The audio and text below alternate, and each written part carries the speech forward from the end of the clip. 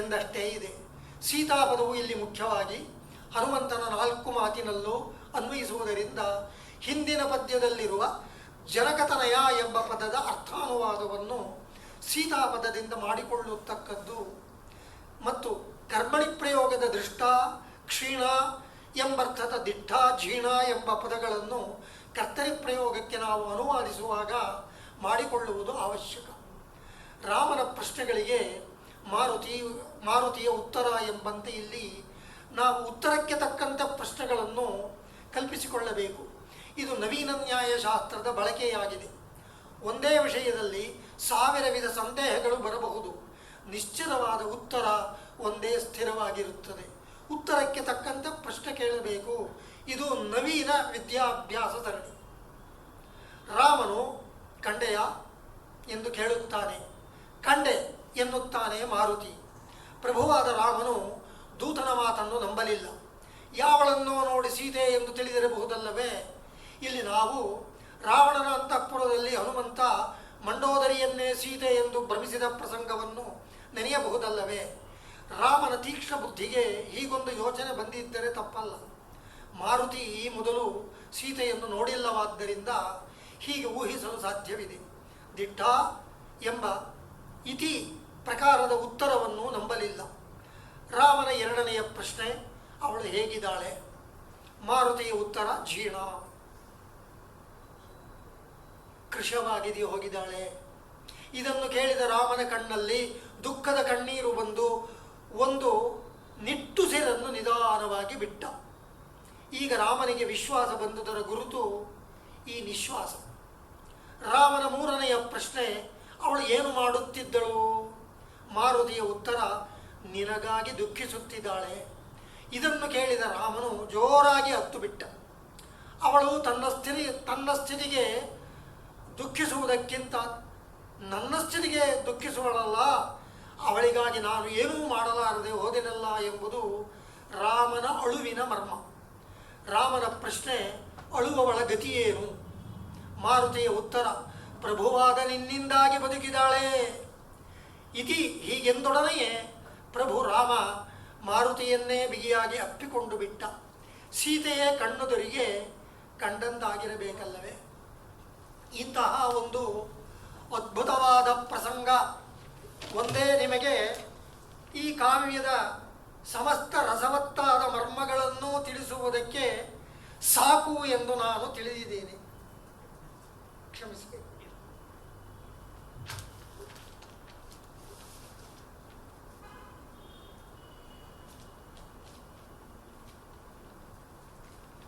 ಈ ಪ್ರಸಂಗವನ್ನು ನಾನು ಹೇಳುತ್ತಾ ನನ್ನ ಕೈಯೂ ಶಿಥಿಲವಾಗಿ ಹೋಯಿತು.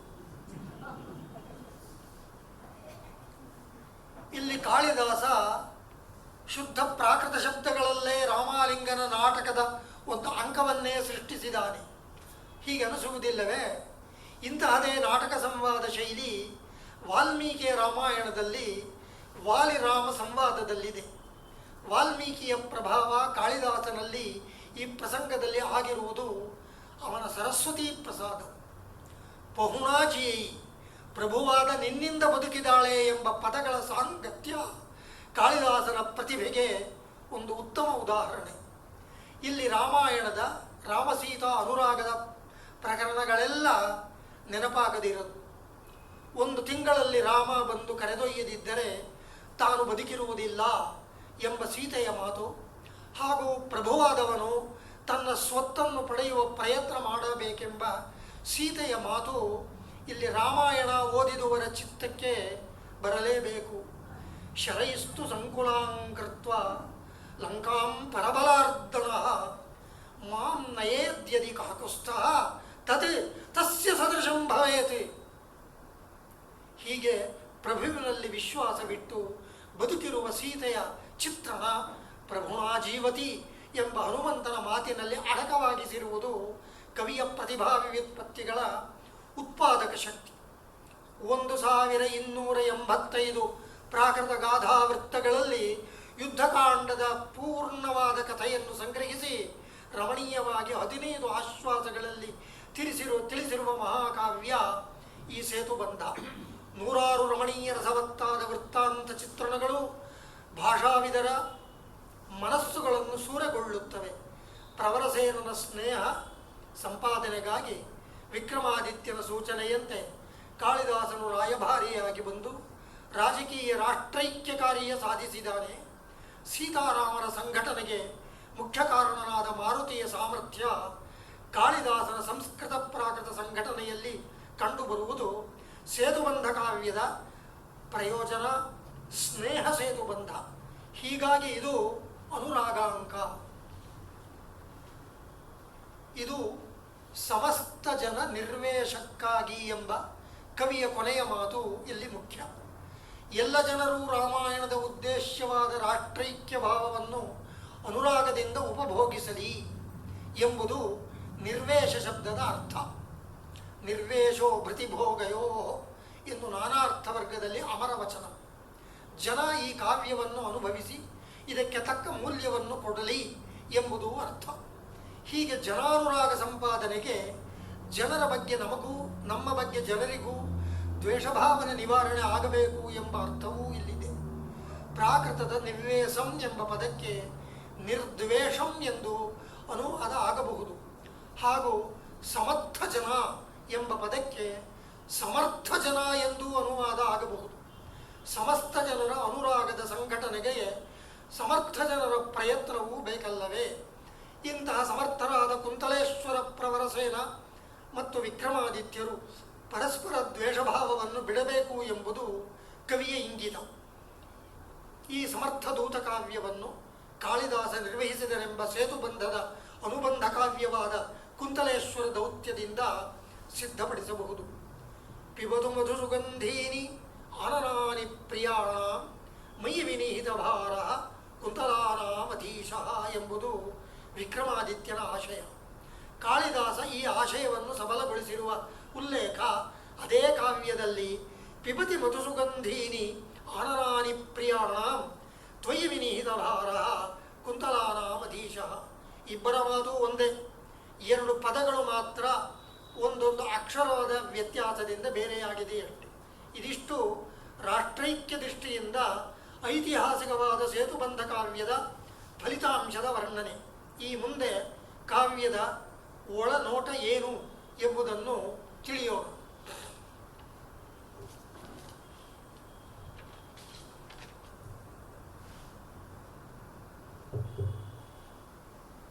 ಸೇತುಬಂಧ ಎಂಬುದು ಒಂದು ಮಹತ್ತರವಾದ ರಾಮಾಯಣದ ಒಂದು ಮುಖ್ಯ ಭಾಗ. ಈ ಕಾವ್ಯದಲ್ಲೂ ಇದರ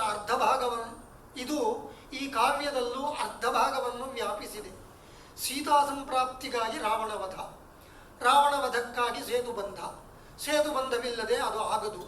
ದಕ್ಷಿಣೋತ್ತರ ರಾಷ್ಟ್ರದ್ವೇಷವೆಂಬ ರಾವಣವಧೆ ಇಲ್ಲಿ ಗಮ್ಯ. ಸೀತಾ ಸಂಪ್ರಾಪ್ತಿ ರಾಷ್ಟ್ರಕ್ಕೆ ಹೊರ ಉಪಟಳವಿಲ್ಲದೆ ಕೃಷಿಕರಿಗೆ ಸಫಲವಾದ ಕೃಷಿ, ಉಳುಮೆ, ನೆಮ್ಮದಿಗಳ ಪ್ರಾತಿನಿಧಿಕ ರೂಪ. ಕೃಷಿಕರು ಪ್ರಾಕೃತರು, ಅವರ ನೆಮ್ಮದಿಯೇ ರಾಷ್ಟ್ರದ ಸಮೃದ್ಧಿಯ ಸಂಕೇತ, ರಾಮರಾಜ್ಯದ ಮಹತ್ತರ ಉದ್ದೇಶ. ಕಾಳಿದಾಸ ಇಲ್ಲಿ ಒಂದು ಎರಡು ಮಾತು ನಾನು ಮಧ್ಯೆ ಹೇಳ್ತೇನೆ. ರಾಮಾಯಣದಲ್ಲಿ ಅಯೋಧ್ಯೆಯ ವರ್ಣನೆ ಬರುತ್ತೆ. ಸಂಪೂರ್ಣವಾಗಿ ಕೃಷಿಕರ ಪ್ರದೇಶ.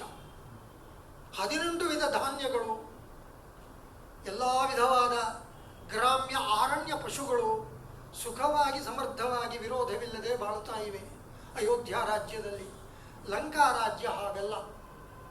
ಈಗ ಅರಬ್ಬಿ ಸಮುದ್ರದ ಆಫ್ರಿಕಾ ದೇಶದ ಅಂಚಿನಲ್ಲಿರುವ ಸೋಮಾಲಿಯಾ ಕಡಲ್ಗಳ್ಳರ ಪ್ರದೇಶವಿದೆಯಲ್ಲ, ಅದರ ಹಾಗೆ ಎಲ್ಲಿಂದಲೋ ಕೊಳ್ಳೆ ಹೊಡ್ಕೊಂಡು ಬರೋದು, ತಮ್ಮ ಪ್ರದೇಶಕ್ಕೆ ಯಾರೂ ಬರದೇ ಅದಕ್ಕೆ ಅವಕಾಶವಿಲ್ಲದೆ ತಾವು ನೆಮ್ಮದಿಯಾಗಿ ಸುಖವಾಗಿರುವುದು. ಇಂತಹ ಸ್ಥಿತಿಯಲ್ಲಿದ್ದುದು ಲಂಕೆಯ ವರ್ಣನೆಯೂ ಬರುತ್ತೆ, ಅಯೋಧ್ಯೆಯ ವರ್ಣನೆಯೂ ಬರುತ್ತೆ.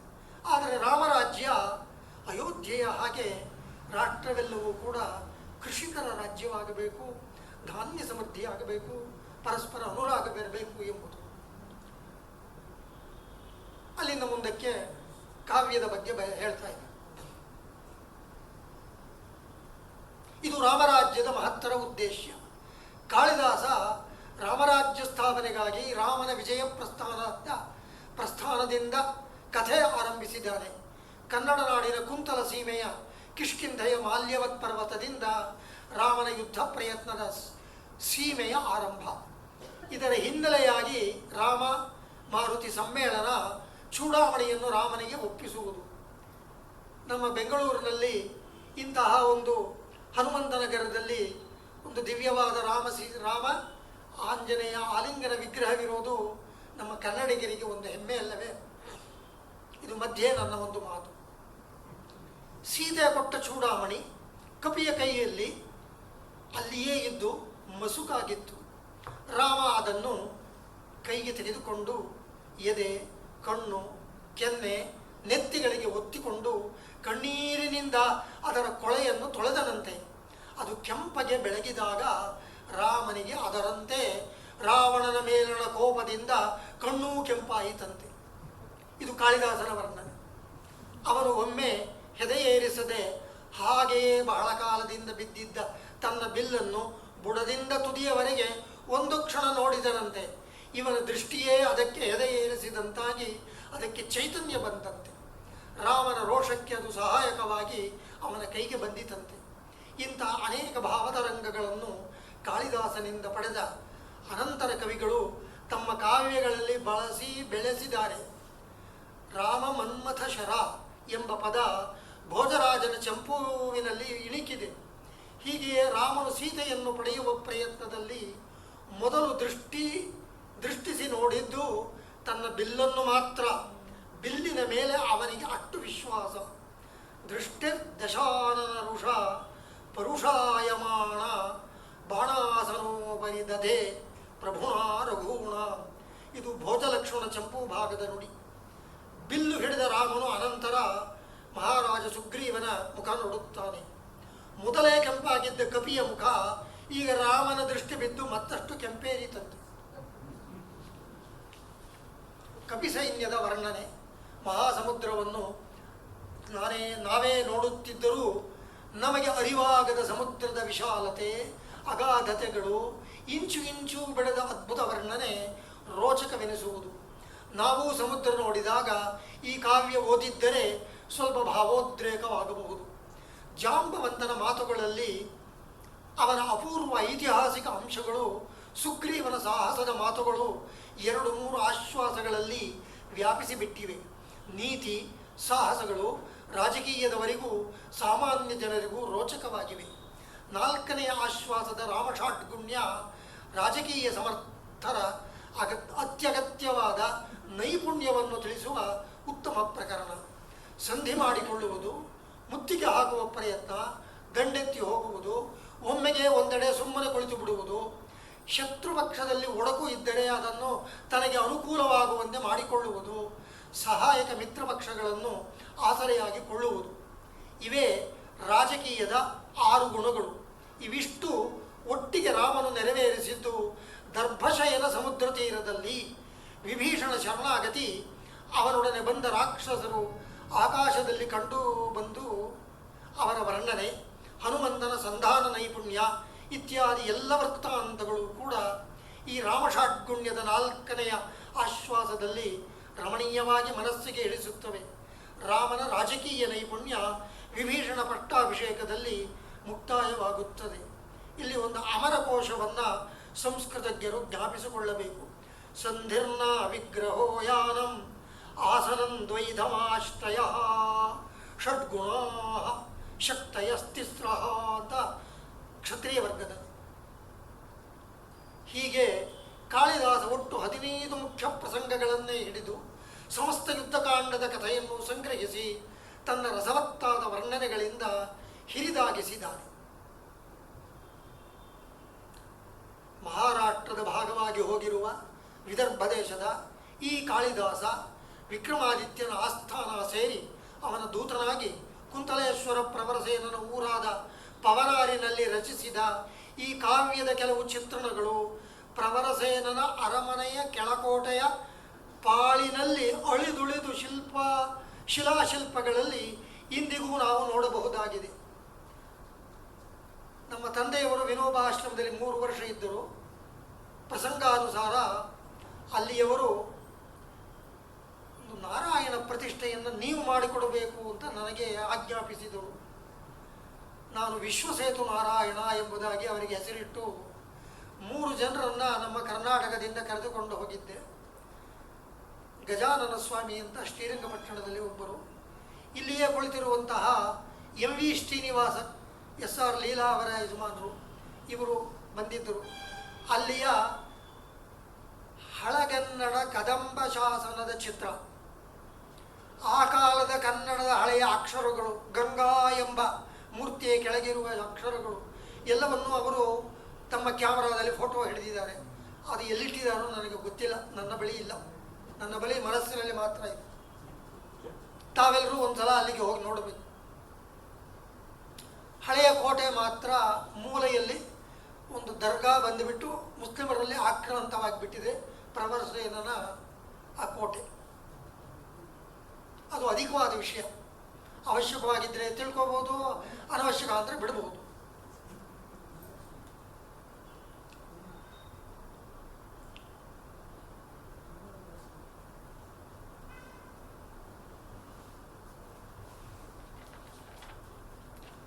ಈಗಾಗಲೇ ನಾವು 4 ಆಶ್ವಾಸಗಳ ಮುಖ್ಯ ಅರ್ಥಗಳನ್ನು ಗಮನಿಸಿದ್ದೇವೆ.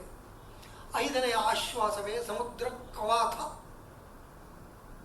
ಕಷಾಯ ಕುದಿಸುವ ಹಾಗೆ ಕುದಿಸಿಬಿಟ್ಟಿದ್ದಾನೆ ರಾಮ.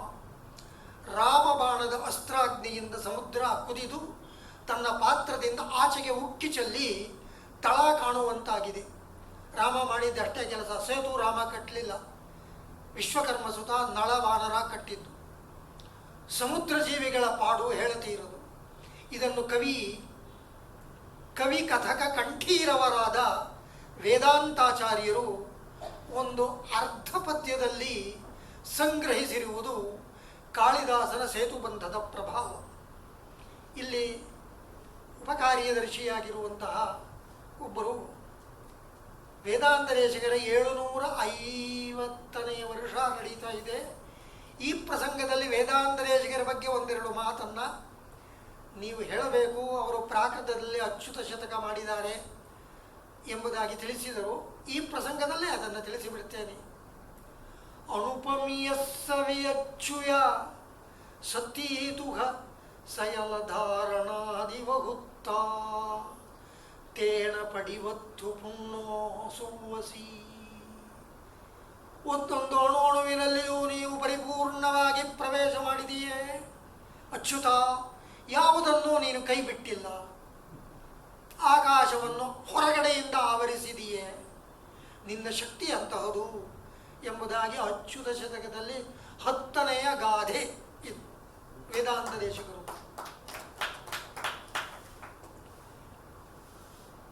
ರಾಮಾಯಣದ ರಾಮನ ಸ್ವಭಾವ ಮರ್ಮವನ್ನು ದಶಾವತಾರ್ಚನದ ಒಂದು ಶ್ಲೋಕದಲ್ಲಿ ಅವರು ತಿಳಿಸಿದ್ದಾರೆ.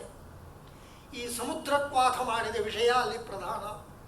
ಪಾರಾವಾರ ಪಯೋ ವಿಶೋಷಣ ಕಲಾ ಪಾರೀಣ ಕಾಲಾನಲ ಜ್ವಾಲಾ ಜಾಲ ಜಟಾಲ ಘೋರ ವಿಶಿಖ ವ್ಯಾಪಾರ ಘೋರಕ್ರಮ. ಕಾಳಿದಾಸ ಒಂದು ಸರ್ಗದಲ್ಲಿ ಹೇಳಿರೋದನ್ನು ಒಂದು ಶ್ಲೋಕದ ಅರ್ಧದಲ್ಲಿ ಅಷ್ಟನ್ನು ಇಳಿಸಿಬಿಟ್ಟಿದ್ದಾರೆ. ಇಂತಹ ಸಂಗ್ರಹ ಮಾಡುವಂತಹ ಸಾಮರ್ಥ್ಯ ಸಾಧಾರಣವಾಗಿ ವೇದಾಂತ ದೇಶಿಕರಿಗೆ ಇರುವ ಹಾಗೆ ಇತ್ತೀಚಿನ ಕವಿಗಳಲ್ಲಿ ನಮಗೆ ಕಂಡುಬರುವುದಿಲ್ಲ. ಅವರಿಗೆ ಹಿಂದಿನ ಕವಿಗಳಲ್ಲಿ ಹಾಗೆ ರಾಮಾಯಣವನ್ನು ಸಂಗ್ರಹ ಮಾಡಿ ಒಂದು ಅಂಶವನ್ನು ಬಿಡದೆ ರಾಮಾಯಣ ಮಂಜರಿಯನ್ನು ಮಾಡಿದವನು 11ನೇ ಶತಮಾನದಲ್ಲಿ ಕ್ಷೇಮೇಂದ್ರ ಮಹಾಕವಿ. ಅಷ್ಟು ಸಂಗ್ರಹ ಮಾಡ್ತಾನೆ. ರಾಮಾಯಣ ಸಂಗ್ರಹ, ಭಾರತ ಸಂಗ್ರಹ, ಬೃಹತ್ ಕಥಾ ಸಂಗ್ರಹ, ಹಾಗೆ ಬೌದ್ಧಾವಧಾನ ಕಲ್ಪಲತೆಯಿಂದ ಜಾತಕ ಕಥೆಗಳ ಸಂಗ್ರಹ, ಒಂದು ಅಂಶವನ್ನೂ ಬಿಡೋದಿಲ್ಲ. ಅಂತಹ ನಾನು ಅಧ್ಯಯನ ಮಾಡಿದ ಕವಿಗಳಲ್ಲಿ ಒಬ್ಬರು ಕ್ಷೇಮೇಂದ್ರ. ಅನಂತರ ಕಾಲದಲ್ಲಿ ವೇದಾಂತ ದೇಶಿಕರು. ಈ ಪ್ರಸಂಗವನ್ನು ಇಲ್ಲಿಗೆ ಮುಗಿಸ್ತಾ ಇದ್ದೀವಿ. ಆ ಶಬ್ದವನ್ನು ನೀವು ಕೇಳಿದರೇನೆ ಆ ರಾಮ ಬಾಣದ ವೇಗ ಹೇಗಿತ್ತು ಅನ್ನೋದು ವೇದಾಂತ ದೇಶಿಕರ ಮಾತಿನಿಂದ ತಿಳಿಯುತ್ತೆ. ಪ್ರಾಕೃತದಲ್ಲಿ ಹೇಳಿದರೆ ಏನಾಗುತ್ತೆ ಅಂದರೆ ಅದು ಲಲಿತವಾದ ಭಾಷೆ, ಕಠಿಣವಾದ ಶಬ್ದಗಳು ಅದರಲ್ಲಿ ಹೆಚ್ಚಾಗಿ ಇಲ್ಲ. ಅದನ್ನು ಪಠನ ಮಾಡಬೇಕಾದರೆ ಹೇಗೆ ಪಠನ ಮಾಡಬೇಕು ಅಂತ ಕಾವ್ಯ ಮೀಮಾಂಸೆಯಲ್ಲಿ ಹೇಳಿಕೊಟ್ಟಿದ್ದಾರೆ. ಸಂಸ್ಕೃತವನ್ನು ಕೆಲವೆಡೆ ತೇಲಿಸಿ ಹೇಳಬೇಕು, ಒರಟಾಗಿ ಹೇಳಬಾರದು. ಪ್ರಾಕೃತವನ್ನು ಸ್ವಲ್ಪ ಒತ್ತಿ ಹೇಳಬೇಕು. ಪಠನ ಮಾಡೋರಿಗೆ ಇದು ಮಾರ್ಗದರ್ಶನ. ಪಾರಾವಾರ ಪಯೋ ವಿಶೋಷಣ ಕಲಾ ಪಾರೀಣ ಕಾಲಾನಲ ಜ್ವಾಲಾ ಜಾಲ ಜಟಾಲ ಘೋರ ವಿಶಿಖ ವ್ಯಾಪಾರ ಘೋರಕ್ರಮ ಎಂಬ ಅವರ ಮಾತಿನಲ್ಲೇ ಮೆಲುಕು ಹಾಕೋಣ. ಇಂತಹ ಘೋರ ಪ್ರಕರಣವನ್ನು ಮಿದುವಾದ ಪ್ರಾಕೃತ ಭಾಷೆಯ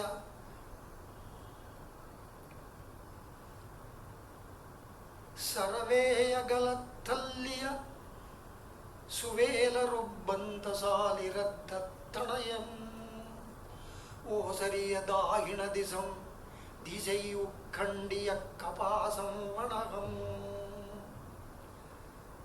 ಸಮುದ್ರ ಆಕಾಶದಂತೆ ಖಾಲಿಯಾಗಿ ಕಾಣ್ತಾ ಇತ್ತಂತೆ. ಇದು ವಾಲ್ಮೀಕಿಯು ಈ ವರ್ಣನೆ ಮಾಡಲಿಲ್ಲ, ಕಾಳಿದಾಸ ಮಾಡ್ತಾ ಇದ್ದ. ರಾಮ ಬಾಣಾಗ್ನಿ ವೇಗವು ಸಮುದ್ರದ ಅರ್ಧ ಭಾಗವನ್ನು ಕತ್ತು ಹಿಡಿದು ಆಚೆಗೆ ತಳ್ಳಿದಾಗ ದಕ್ಷಿಣ ದಿಕ್ಕು ವಿಶಾಲವಾಗಿ ಕಂಡಿತು. ಆಗಸದ ಒಂದು ಪಾರ್ಶ್ವವನ್ನೇ ದಿಕ್ಕು ತನ್ನದಾಗಿಸಿಕೊಂಡು ಬಿಟ್ಟಿತ್ತು. ಸಮುದ್ರದ ನೀರು ಒರಳಿನಲ್ಲಿ ಹಿಟ್ಟು ರುಬ್ಬಿದಂತಾಗಿ ಹೊರಚೆಲ್ಲಿ ಬಿದ್ದಿತ್ತು. ಇದು 5ನೆಯ ಆಶ್ವಾಸ, 43ನೆಯ ಗಾದೆ. ಇಲ್ಲಿ ಥಲ್ಲಿಯ ಎಂಬ ಪ್ರಾಕೃತ ಪದ ಕನ್ನಡದ ತಳ್ಳು ಧಾತುವಿಗೆ ಮೂಲ. ಹೀಗೆ ರುಬ್ಬುವುದು ಎನ್ನುವುದಕ್ಕೆ ರುಬ್ಬಂತ ಎಂಬ ಪದ ಮೂಲ. ಕುಂತಲನಾಡಿನ ಕನ್ನಡದ ಮೂಲ ಪ್ರಾಕೃತದಲ್ಲಿ ಚೆನ್ನಾಗಿ ಕಂಡುಬರುವುದು. ರಾಮಶರದ ಅಗ್ನಿಯು ಹೊಗೆ ಎಬ್ಬಿಸಿ ಸಮುದ್ರದ ಹವಳದ ದಂಡೆಗಳನ್ನು ಆವರಿಸಿ ವಿಷವೇಗವು ಕೆಂಪು ರಕ್ತವನ್ನು ಕಪ್ಪಗಾಗಿಸುವಂತೆ ಮಾಡಿದ್ದವು. ಇಲ್ಲಿ ಉಪಮಾ ಕಾಳಿದಾಸಸ್ಯ ಎಂಬುದನ್ನು ನೆನೆಯಬೇಕು. ಬಡವಾಗ್ನಿಯಿಂದ ಸಮುದ್ರ ಉರಿಯುತ್ತಿದೆ, ಬೆಟ್ಟಗಳು ಸ್ಫೋಟವಾಗುವಂತೆ ಸಮುದ್ರವೂ ಸ್ಫೋಟಗೊಂಡಿದೆ, ಮೋಡಗಳು ಗುಡುಗುವಂತೆ ಸಮುದ್ರ ಗುಡುಗುತ್ತಿದೆ, ಗಾಳಿಯಿಂದ ಮೇಲೆದ್ದು ಆಗಸವನ್ನು ವ್ಯಾಪಿಸಿದೆ. ಇದು ರಾಮಶರಾಗ್ನಿಯ ವೇಗದ ಪರಿಣಾಮ. ಸಮುದ್ರದ ನೀರು ಸರಿದು ಹೋದಾಗ ಅಲ್ಲಲ್ಲೇ ಸಣ್ಣ ಪುಟ್ಟ ದ್ವೀಪಗಳು ಮೇಲೆದ್ದು ಸೇತು ನಿರ್ಮಾಣಕ್ಕೆ ಸಹಾಯ ಮಾಡುವಂತೆ ಕಾಣಿಸಿಕೊಳ್ಳುತ್ತಿವೆ. ಚೆಲ್ಲಾಪಿಲ್ಲಿಯಾಗಿ ಡಿಕ್ಕಿ ಹೊಡೆದ ಶಂಖಗಳು ಒಂದಕ್ಕೊಂದು ಮುತ್ತು ಕೊಡುವಂತಿವೆ. ಇದು ಶಂಖಗಳಿಗೆ ಪರಸ್ಪರ ಅನುರಾಗ ಬಂದಂತೆ ಅಲ್ಲವೇ?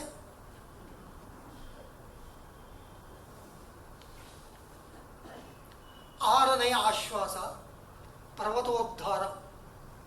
ವಾನರ ಸೈನ್ಯಗಳು ಮಲಯ ಪರ್ವತದ ಶಿಖರಗಳನ್ನು ಹೆಗಲ ಮೇಲೆ ಹೊತ್ತು ನೇರವಾಗಿ ಮುಖ ಮಾಡಿ ಬಂದಿವೆ.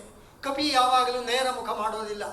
ಈಗ ರಾಮಾಜ್ಞೆ ಸುಗ್ರೀವಾಜ್ಞೆಗೆ ಕಟ್ಟು ಬಿದ್ದು ತಲೆ ಅಳ್ಳಾಡಿಸದೆ ಹೊತ್ತುಕೊಂಡು ಬರ್ತಾ ಇವೆ. ರಾಮಾಜ್ಞೆಗೆ ಸುಗ್ರೀವ ಒಪ್ಪಿ ವಾನರಿಗೆ ಆಜ್ಞೆ ಮಾಡಿದ್ದಾನೆ. ಸಮುದ್ರ ಪ್ರದೇಶದ ರಾಜ ರಾಮಶರಾಜ್ಞೆಯ ಉಪಟಳಕ್ಕೆ ವಶನಾಗಿ ವಿನಯದಿಂದ ಬಂದು ರಾಮನಿಗೆ ನಮಿಸಿ ತನ್ನ ಪ್ರದೇಶದಲ್ಲಿ ಸೇತು ಕಟ್ಟಿಸಲು ಅನುಮತಿಸಿದ್ದಾನೆ.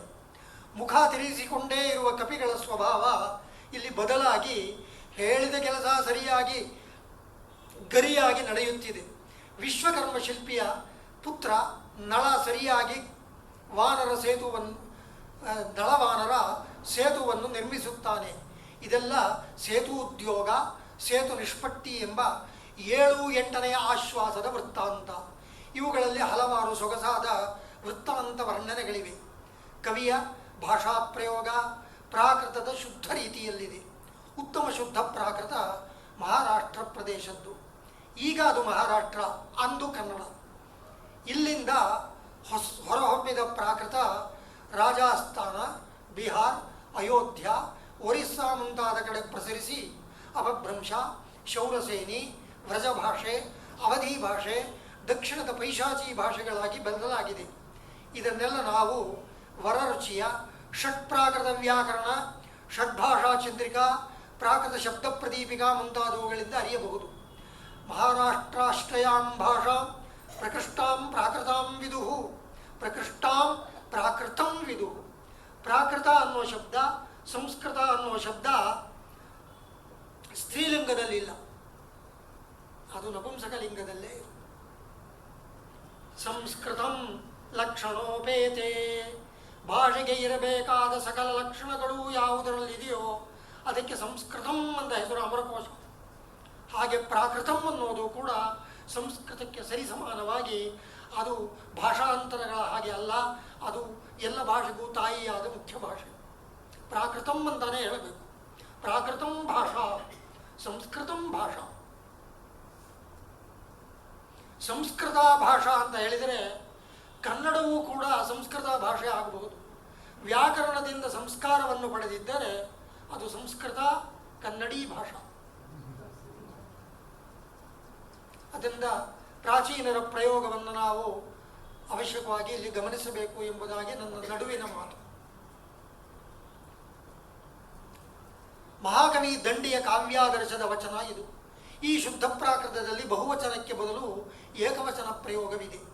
ಹೀಗಾಗಿ ಕಾಳಿದಾಸ ಭುಯಂಗೇಶು ಭುಜಂಗೇಶು ಎಂಬ ಬಹುವಚನ ಬಳಸದೆ ಭುಯಂಗೇ ಎಂದು ಏಕವಚನವನ್ನೇ ಬಳಸಿದ್ದಾನೆ ಎಂಬುದು ವ್ಯಾಖ್ಯಾನದಲ್ಲಿ ರಾಮದಾಸ ಮಹಾರಾಜನ ವಚನ.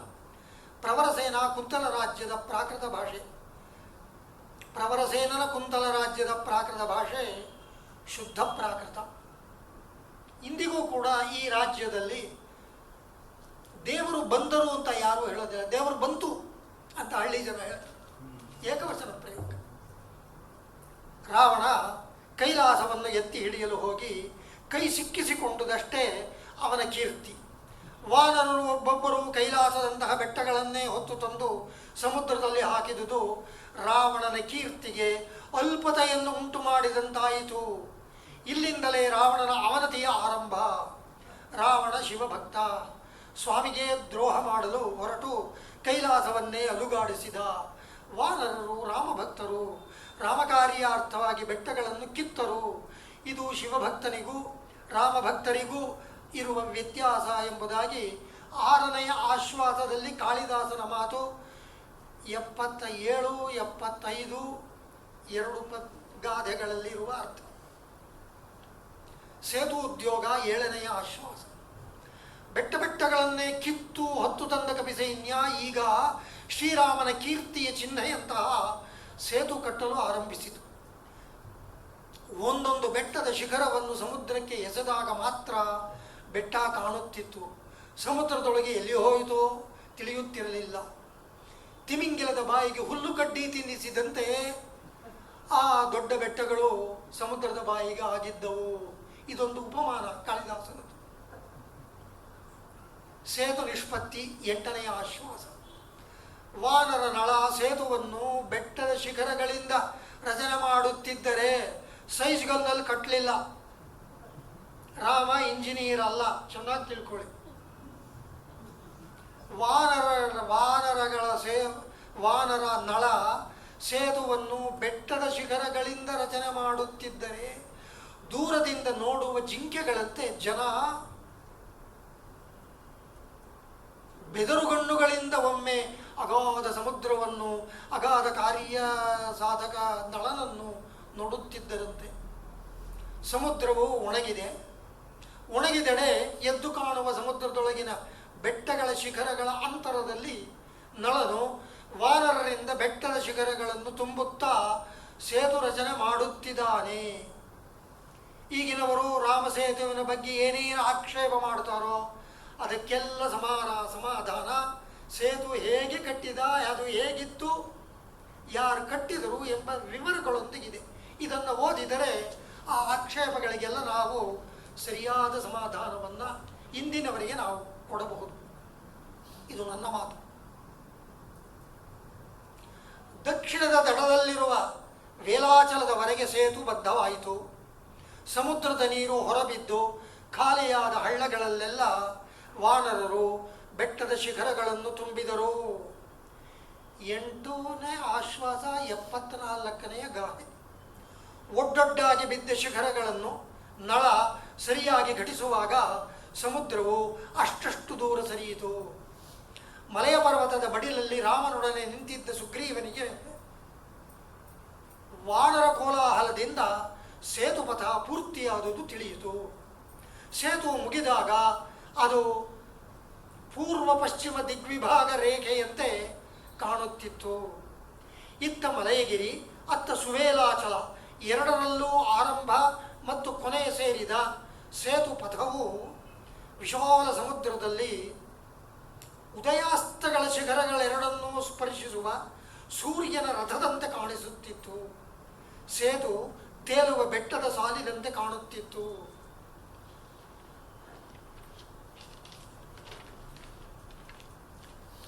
ಮಾಲ್ಯವತ್ ಪರ್ವತದಲ್ಲಿ ಸೀತಾವಿರಹದಿಂದ ಬಳಲುತ್ತಿದ್ದ ರಾಮನಿಗೆ ಇದ್ದ ಬೇಸರ, ದಪ್ಪ ಉಸಿರಾಟ, ನಿದ್ದೆಯ ನಾಶ, ಮೈ ಬಣ್ಣ ಕಂದಿದುದು, ಬಲಹೀನತೆ ಮುಂತಾದವೆಲ್ಲ ಈಗ ಸೇತು ರಚನೆಯಾದಾಗ ಸೇತುವಿನ ಮೂಲಕವೋ ಎಂಬಂತೆ ರಾವಣನಿಗೆ ಹೋಗಿ ಅಂಟಿಕೊಂಡಿದ್ದವು. 8ನೆಯ ಆಶ್ವಾಸ 87ನೆಯ ಗಾದೆ.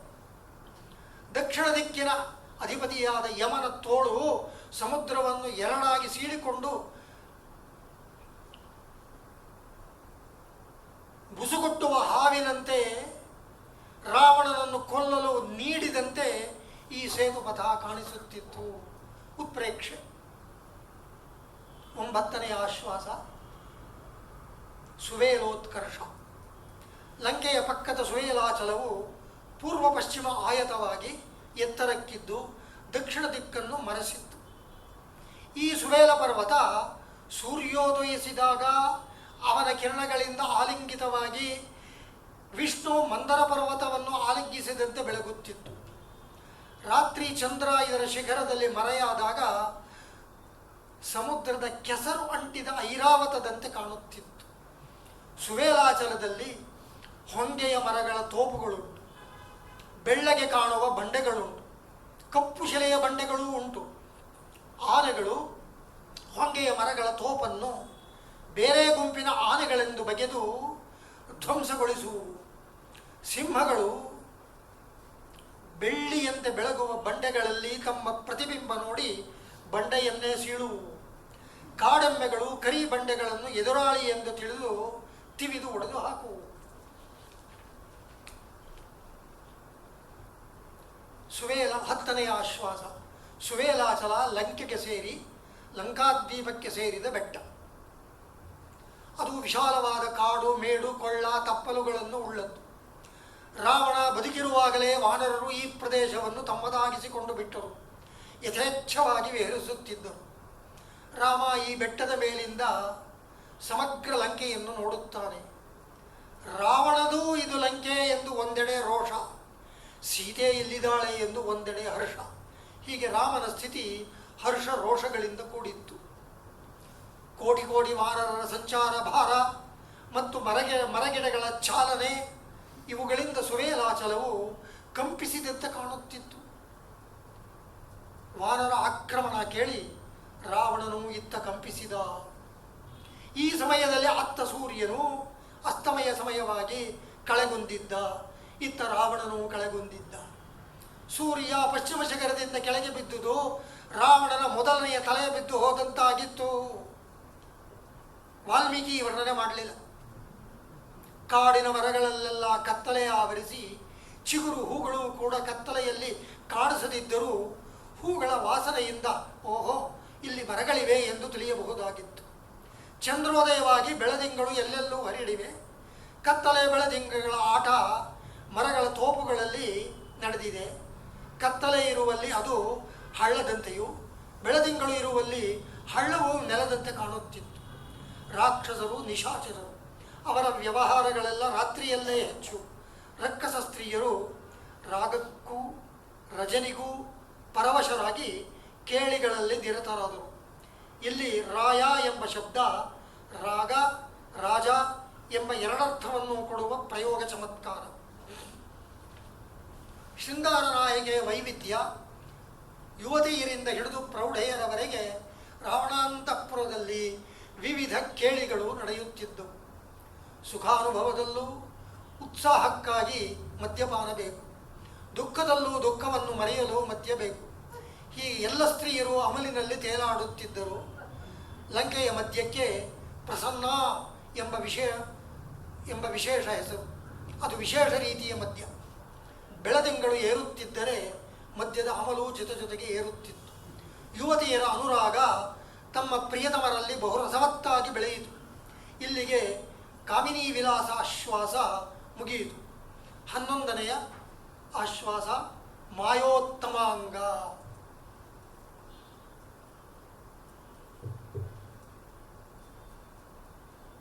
ಒಂದೂವರೆ ಗಂಟೆ ಸಮಯ ಅದು ಮುಗಿಯುತ್ತಾ ಬಂದಿದೆ. ಇನ್ನು ಸ್ವಲ್ಪ ಇದೆ. ಅದನ್ನು ತಾವು ಸಭಿಕರಲ್ಲ ಸಭಾಸದರು ಅನುಮತಿ ಕೊಟ್ಟರೆ, ತಮಗೆ ಶ್ರಮವಾಗದೇ ಇದ್ದರೆ ಒಂದಷ್ಟು ಸಂಕ್ಷೇಪವಾಗಿ ಮುಗಿಸುತ್ತಾರೆ. ರಕ್ಕಸರಾಜ ರಾವಣನಿಗೆ ಸೀತೆಯ ಚಿಂತೆ. ಸುವೇಲಗಿರಿಯಲ್ಲಿ ವಾನರಾಕ್ರಮಣದ ಚಿಂತೆಯ ಸೇರಿ 10 ಮುಖಗಳಿಂದಲೂ 10 ದಿಕ್ಕಿನಲ್ಲೂ ಜೋರಾಗಿ ನಿತ್ತಿಸರು ಬಿಡುತ್ತಾ ಮಲಗಿದ್ದ ರಾವಣ ತನ್ನ ಎದೆಯನ್ನು ಮುಟ್ಟಿ ನೋಡಿಕೊಳ್ಳುತ್ತಾ ಎದೆಯು ಧನ್ಯ ಎಂದುಕೊಳ್ಳುತ್ತಾನೆ. 10 ಮುಖಗಳನ್ನು ಅಧನ್ಯ ಎಂದುಕೊಳ್ಳುತ್ತಾನೆ. ಹೌದು, ಸೀತೆಯನ್ನು ಅಪಹರಿಸಿ ಎತ್ತುಕೊಂಡು ಬಂದಾಗ ಅವನ ಎದೆ ಸೀತೆಯ ಕೆನ್ನೆಗೆ ತಗುಲಿತ್ತು. ಆದರೆ ರಂಭಾಶಾಪದ ಭಯದಿಂದ ಯಾವುದೇ ಮುಖದಿಂದ ಅವನು ಸೀತೆಯನ್ನು ಚುಂಬಿಸಲಾರದಾಗಿದ್ದ. ಹೀಗೆ ತನ್ನ 10 ಮುಖಗಳನ್ನು ಹಳೆದುಕೊಂಡ ನಿಟ್ಟಿಸರು ಬಿಡುತ್ತಿದ್ದಾನೆ ರಾಮ. ಇದನ್ನು ಬರೀತಾ ಇದ್ದಾಗ ನಾಗರಾಜರವರಿಂದ ಫೋನ್ ಬಂತು. 16/5/2018 PM 1:05. ನಾನು ಕವಿಯಾದರೂ ಸ್ವಲ್ಪ ಐತಿಹಾಸಿಕ. ಸೀತೆಯಲ್ಲೇ ಮನಸ್ಸು ನೆಟ್ಟಿದ್ದರಿಂದ ರಾವಣನು ಕೇವಲ ಅಂತಃಪುರ ಸ್ತ್ರೀಯರ ದಾಕ್ಷಿಣ್ಯಕ್ಕಾಗಿ ಮಾತ್ರ ಅವರ ಜೊತೆಗೆ ಇದ್ದ. ರಾವಣ ಸೀತೆಯ ಬಗ್ಗೆ ಚಿಂತಿಸುತ್ತಾ 10 ಮುಖಗಳಿಂದ 10 ಬಗೆ ವಿಚಿತ್ರವಾಗಿ ಪರಸ್ಪರ ಅಸಂಬದ್ಧವಾದ ಮಾತನಾಡುತ್ತಾ ಹುಚ್ಚನಂತಾಗಿದ್ದಾನೆ. ರಾವಣನ ಆಳುಗಳು ಬಂದು ನೆಲಕ್ಕೆ 2 ಕೈಯನ್ನು ಆನಿಸಿ ಮಂಡಿಯೂರಿ ನಮಿಸಿ ದೇಹದ ಹಿಂಭಾಗ ಮೇಲೆತ್ತಿ ಇರುವಂತೆಯೇ ತೆರೆದ ಬಾಯಲ್ಲಿ ನಿಮಿರಿದ ಕಿವಿಯಲ್ಲಿ ರಾವಣನ ಆಜ್ಞೆಯನ್ನು ಕೇಳುತ್ತಿದ್ದಾರೆ. ಇದು ಸಾರ್ವಜನಿಕವಾಗಿ ದೇವರಿಗೆ ನಮಸ್ಕಾರ ಮಾಡುವುದು ಆಗಮದ ವಚನ. ಹೆಂಗಸರೂ ಮಾಡಬಹುದು ಈ ನಮಸ್ಕಾರ, ಗಂಡಸರೂ ಮಾಡಬಹುದು. ಎದೆಯನ್ನು ನೆಲಕ್ಕೆ ತಾಗಿಸುವ ಹಾಗಿಲ್ಲ. ಹೆಂಗಸರು ಎದೆಯನ್ನು ತಾಗಿಸಬಾರದು. ಇದೇ ಸಾರ್ವತ್ರಿಕವಾದ ನಮಸ್ಕಾರ ಪ್ರಕರಣ. ಈ ಸೇತುಬಂಧ ಕಾವ್ಯಕ್ಕೆ ವ್ಯಾಖ್ಯಾನ ಬರೆದಂತಹ ರಾಮದಾಸ ರಾಜಸ್ಥಾನದ ಒಂದು ಪ್ರದೇಶದ ರಾಜ, ಕವಿ, ಅಕಬ್ಬರನ ಆಸ್ಥಾನದ ಕವಿ. ಎಲ್ಲರೂ ಕೂಡ ಮೊಘಲಾಯರಿಗೆ ತಮ್ಮ ರಾಜ್ಯವನ್ನು ಅಧೀನ ಮಾಡಿಕೊಟ್ಟವರು. ಅವನನ್ನು ಹೊಗಳುವಾಗ ಅಕ್ಬರನ ನಿಜವಾದ ಹೆಸರು ಇವನು ಉಲ್ಲೇಖ ಮಾಡ್ತಾನೆ. ತಾನು ಕಾವ್ಯ ಬರೆಯುವ ಮೊದಲು ಜಲಾಲುದ್ದೀನ್ ಅಂತ ಅವನ ಹೆಸರು, ಅಕ್ಬರನ ಹೆಸರು. ಜಲಾಲದೀಂದ್ರಸ್ಯ ಆಜ್ಞೆಯ ಈ ವ್ಯಾಖ್ಯಾನ ಬರೀತಾ ಇದ್ದೇನೆ. ಅಕ್ಬರ ಮಾಡಿಸಿದ ಈ ವ್ಯಾಖ್ಯಾನವನ್ನು ಅನೇಕ ಜನರನ್ನು ಇಟ್ಟುಕೊಂಡು ಪ್ರಾಕೃತದ ಅಧ್ಯಯನವನ್ನು ಚೆನ್ನಾಗಿ ಮಾಡಿ ಒಬ್ಬೊಬ್ಬರು ಒಂದೊಂದು ವಾಕ್ಯಕ್ಕೂ ಕೂಡ ಅನೇಕ ರೀತಿಯ ವ್ಯಾಖ್ಯಾನ ಮಾಡಿದಾಗ ಅವುಗಳನ್ನು ಕೂಡ ತಮ್ಮ ವ್ಯಾಖ್ಯಾನದಲ್ಲಿ ರಾಮದಾಸ ಉಲ್ಲೇಖಿಸಿದ್ದಾರೆ. ಬೆಳಗಿನ ಜಾವದ ಮಬ್ಬಿನಲ್ಲಿ ರಾವಣ ಆಜ್ಞಾಪಿಸಿದಂತೆ ರಾಮನ ಮಾಯಾ ಶಿರಸ್ಸನ್ನು ಆಗ ತಾನೇ ಕತ್ತರಿಸಿ ರಕ್ತ ಹರಿಯುತ್ತಿರುವಂತೆ ರಚಿಸಿ ಸೀತೆಯ ಮುಂದೆ ಕಾಣಿಸಿದ್ದಾರೆ. ಈ ಮಬ್ಬಿನಲ್ಲಿ ಸೀತೆ ಮಾಯಾರಾಮ ಶಿರಸ್ಸನ್ನು ನಿಜವೆಂದು ಭ್ರಮಿಸಿ ಮೂರ್ಛೆ ಹೋಗುತ್ತಾಳೆ. ಇಂತಹ ಸಮಯದಲ್ಲಿ ಬಂಧುಗಳೇ ಆಸರೆಯಾಗುವಂತೆ ಭೂಮಿ ತಾಯಿಯೇ ಸೀತೆಗೆ ಆಸರೆಯಾಗುತ್ತಾಳೆ. ಭೂಮಿಯ ಮಗಳಲ್ಲವೇ ಸೀತೆ. ಇಲ್ಲಿ ಕಾಳಿದಾಸನ ಚಾತುರ್ಯ, ಮಾತಿನ ಧ್ವನಿ. ತಾಯಿಯ ಮಡಿಲಲ್ಲಿ ಸೀತೆ ಜೀವಿತಳಾಗಿದ್ದಳು. ಕೆಟ್ಟದ್ದನ್ನು ಒಳ್ಳೆಯದಾಗಿ ಹೇಳುವುದು ಸಜ್ಜನಿಕೆ. ಮಾಯಾರಾಮ ಶಿರಸ್ಸನ್ನು ಒಂದು ಕ್ಷಣ ಮಾತ್ರ ತೋರಿಸಿ ಕೊಂಡೊಯ್ಯಲಾಯಿತು. ಮೂರ್ಛೆಯಿಂದ ಎಚ್ಚೆತ್ತು ಅಳುತ್ತಿದ್ದ ಸೀತೆಯನ್ನು ತ್ರಿಜಟೆ ಅವಳ ಮುಖವನ್ನು ಎತ್ತಿ ಲಾಲಿಸಿ ಸಮಾಧಾನಪಡಿಸಿ ನಿಜ ಸಂಗತಿ ಹೇಳುತ್ತಾಳೆ. ಸುವೇಲಾಚಲದಲ್ಲಿ ವಾನರ ಸೈನ್ಯ ಸಹಿತನಾಗಿ ಯುದ್ಧಕ್ಕೆ ಸಜ್ಜನಾಗಿದ್ದಾನೆ ರಾಮ. ಸೈನ್ಯದ ಕಲಕಲ ಧ್ವನಿ ನಿನಗೆ ಕೇಳುತ್ತಿಲ್ಲವೇ? ಅದನ್ನು ಆಲಿಸು. ವಾಲಿಯ ವಧದಲ್ಲಿ ರಾಮನ ಶಕ್ತಿ ಏನು ತಿಳಿಯದೆ, ಸಮುದ್ರವನ್ನು ಬಾಣಾಗ್ನಿಯಿಂದ ದೂರ ಸರಿಸಿದ ಶಕ್ತಿ ತಿಳಿಯದೆ, ಸುವೇಲಾಚಲದಲ್ಲಿ ಬೀಡು ಬಿಟ್ಟಿರುವುದು ಏನು ಸಾಮಾನ್ಯವೇ? ರಾಮನ ಭುಜಬಲದ ಮುಂದೆ ರಾವಣನ ಮಾಯೆ ನಡೆಯದು. ತ್ರಿಜಟೆಯ ಮಾತು ಫಲಿಸಿತು. ಅವಳ ಸ್ನೇಹ ಅನುರಾಗ ಇಲ್ಲಿ ಸೀತೆಗೆ ಸಹಾಯವಾಗಿ ನಿಂತಿತ್ತು. ಅತ್ತ ಯುದ್ಧ ಸನ್ನಾಹ ಘೋಷಗಳು ಸೀತೆಗೆ ಕೇಳಿಸಿ ಅವಳ ಮೋಹಭಾವ ಕಳೆಯಿತು.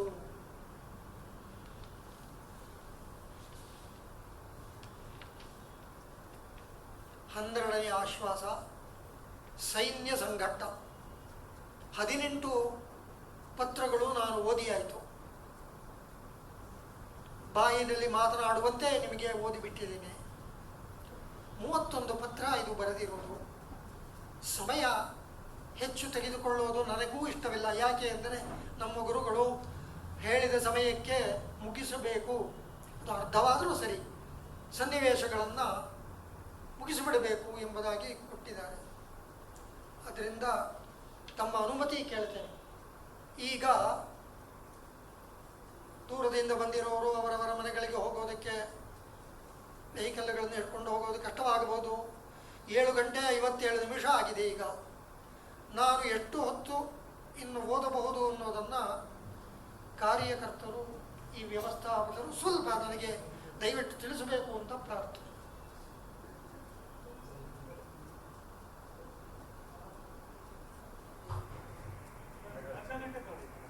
ಕಿವಿ ನನಗೆ ಕೇಳೋದಿಲ್ಲ, ಹತ್ರ ಬಂದೆ.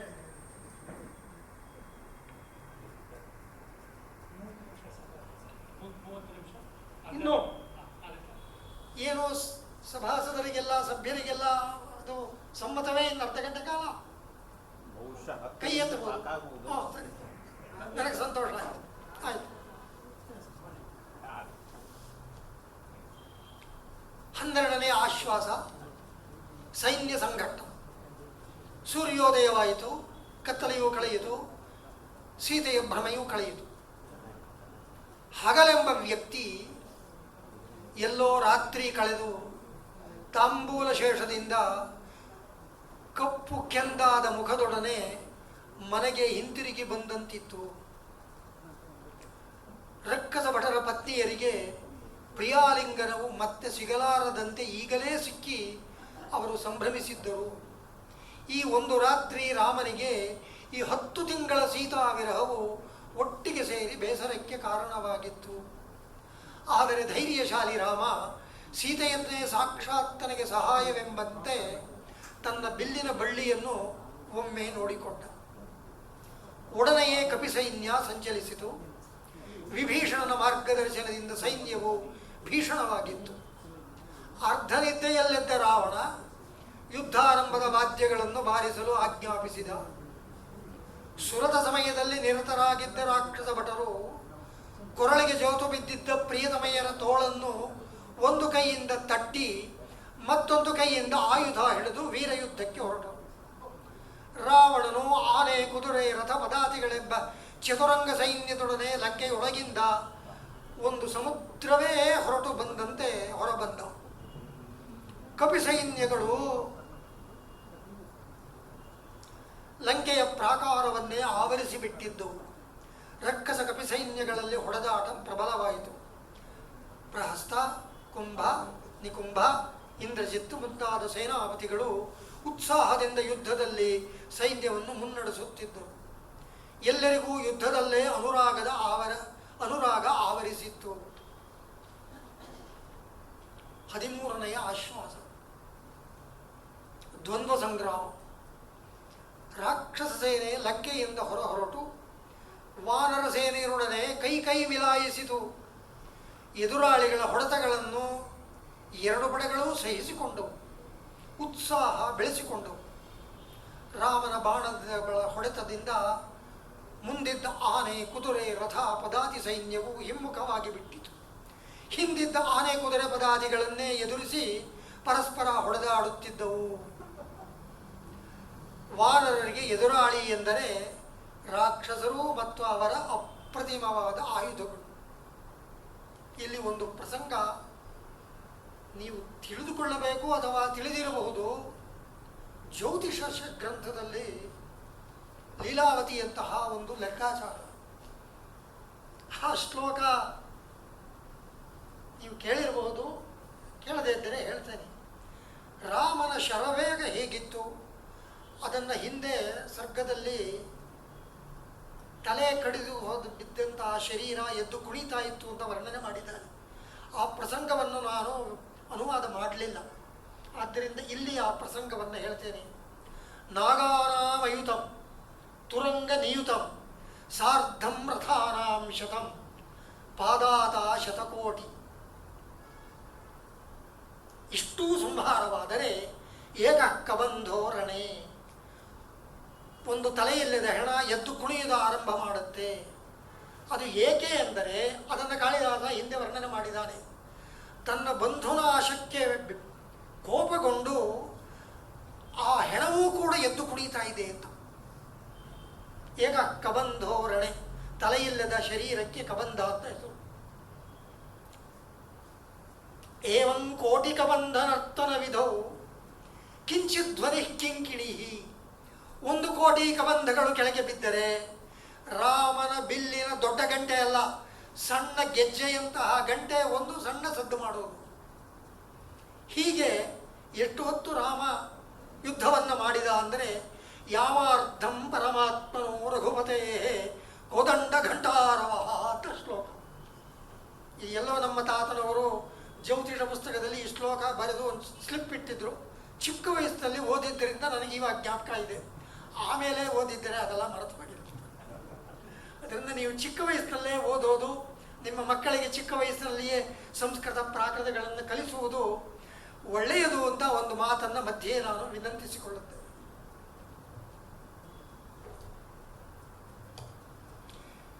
ಎಲ್ಲೆಲ್ಲಿ ಹೆಣದ ರಾಶಿಯ ಸಾಲುಗಳಿವೆಯೋ ಅಲ್ಲಿ ವೀರರು ವೇಗವಾಗಿ ನಡೆದು ಕೊಲ್ಲುತ್ತಾ ಹೋಗಿದ್ದಾರೆ ಎಂದಷ್ಟೇ ತಿಳಿಯುವುದು.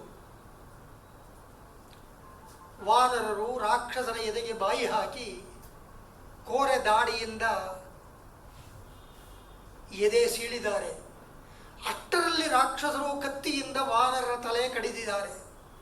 ಅವರ ಎದೆಗಳಲ್ಲಿ ಕಪಿಗಳ ಕೋರೆದಾಡೆ ಸಿಕ್ಕಿಕೊಂಡು ಕಪಿಗಳ ತಲೆ ರಾಕ್ಷಸರಿಗೆ ಬಲಿ ಕೊಟ್ಟ ಹಾಗಿದೆ. ಸತ್ತ ರಾಕ್ಷಸರ ಹೆಣಗಳು ಕೆಳಗೆ ಅಂಗಾತ ಬಿದ್ದಿವೆ. ಯುದ್ಧದಲ್ಲಿ ಮಡಿದ ರಾಕ್ಷಸ ವೀರರಿಂದ ಸ್ವರ್ಗ ಮಾರ್ಗ ತುಂಬಿ ಹೋಗಿದೆ, ನರಕ ಮಾರ್ಗ ಶೂನ್ಯವಾಗಿದೆ. ವೀರ ಸ್ವರ್ಗ ಎಲ್ಲರಿಗೂ, ರಾಕ್ಷಸರಿಗೆ ಏನೂ ನಷ್ಟವಾಗಿಲ್ಲ, ಸ್ವರ್ಗ ಸಿಕ್ಕಿದೆ. ಇದೊಂದು ಮಾತು ಕಾಳಿದಾಸನದು.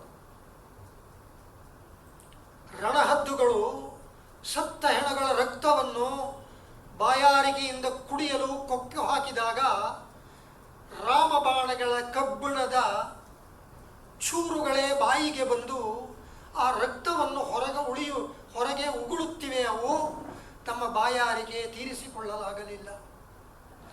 ಬಿಸಿಲಿಗೆ ಒಣಗಿದ ರಣಭೂಮಿಯಲ್ಲಿ ಸೈನ್ಯ ಸಂಚಾರದಿಂದ ಧೂಳೆದ್ದು ಮುಗಿಲು ಮುಟ್ಟಿದೆ. ರಕ್ತಸಿಕ್ತವಾದ ಕತ್ತಿಯ ಅಲಗುಗಳಿಗೆ ಮೆತ್ತಿಕೊಂಡ ಧೂಳಿಯ ಪುಂಜವು ಕೋಲು ಜೇನುಗೂಡಿನಂತೆ ಕಾಣುತ್ತಿದೆ.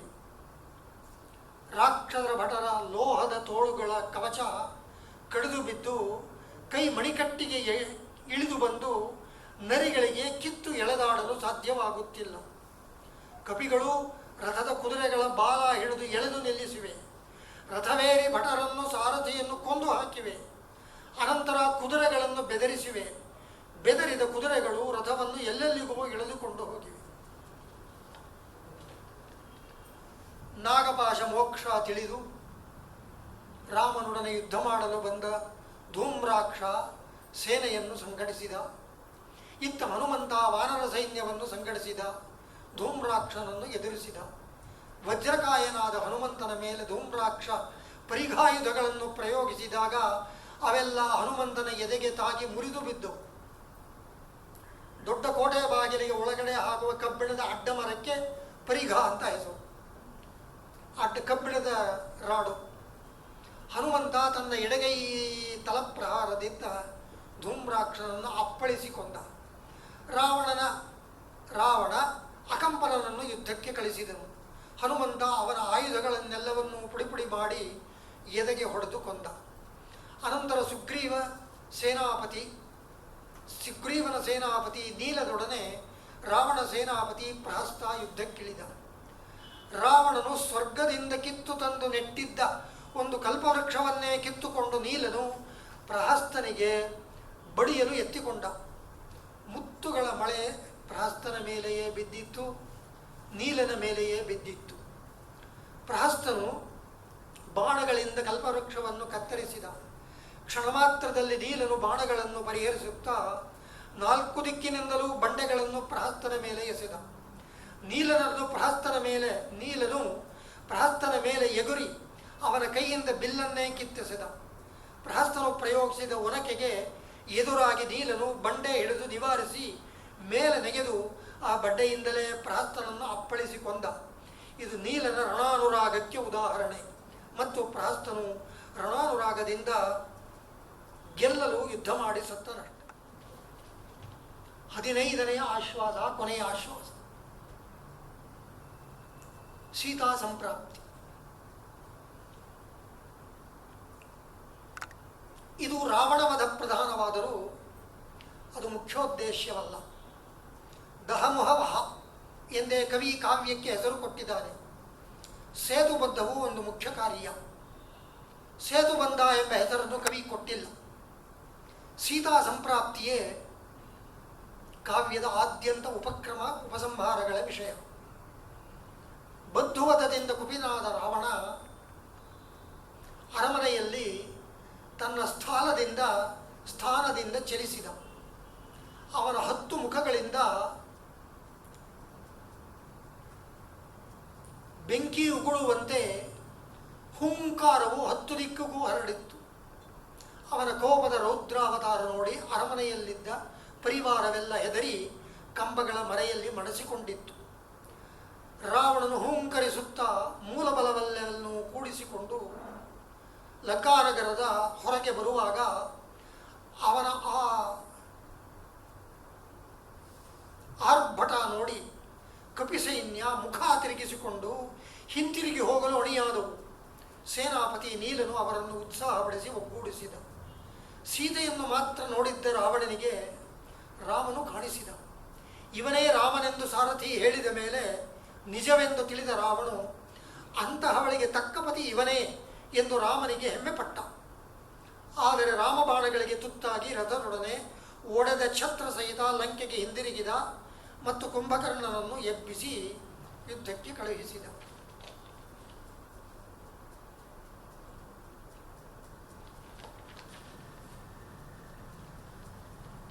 ಕುಂಭಕರ್ಣನ ಬೃಹದಾಕಾರಕ್ಕೆ ಕೋಟೆ ಬಾಗಿಲು ಹಿಡಿಸಲಾರದೆ ಅವನು ಪ್ರಾಕಾರವನ್ನೇರಿ ಜಿಗಿದು ನೀರಿನ ಕಂದಕದಲ್ಲಿ ಇಳಿದು, ಅದು ಅಗುಳ್ತೆ ಅಂತ ಹಳೆಗನ್ನಡದ ಹೆಸರು, ಕಂದಕಕ್ಕೆ ಇಳಿದು ನಡೆದು ಬಂದ.